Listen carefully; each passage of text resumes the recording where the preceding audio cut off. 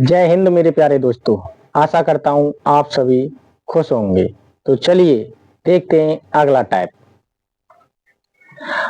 Type second, दो संख्याओं का गुणनफल बराबर HCF इंटू LCM। ये आपको याद रखना है।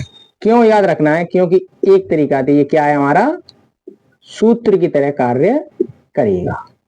तो यहां पर कैसे टाइप के सवाल पूछेगा आपसे? जैसे देखिए, मैंने आपके पास एक क्वेश्चन लिखा है, यदि LCM 26 और 156, दो संख्या दे रखी है हमारे पास 26 और 156, इनका LCM कितना दे रखा है बेटा? 156। तब इसने हमसे पूछा है कि 26 और 156 का HCF ज्ञात कीजिए। तो आप इस सवाल को बड़ी आसानी से कर सकते हैं, बस आपको ये सूत्र याद रखना है। जैसे देखिए दिया है LCM कितना दिया मेरे प्यारे बच्चों? 156। और संख्याएं क्या है? संख्याएं हैं हमारे पास 26 और 156। तब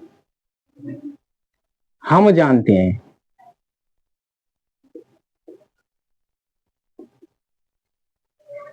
दो संख्याओं का गुणनफल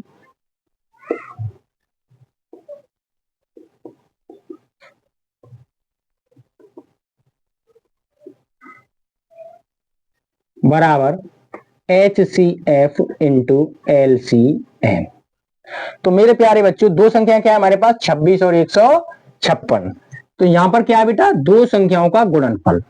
तो दोनों संख्याओं को गुणनफल कीजिए, 26 इंटू 156 बराबर HCF। बेटा HCF हमारे को ज्ञात करना है, तो HCF का HCF इंटू LCM कितना दिया मेरे प्यारे बच्चों? 156। तो यहां पर लिख देंगे बेटा हम 156। आपको पता है 156 से 156 खत्म, इसलिए HCF आ जाएगा 26।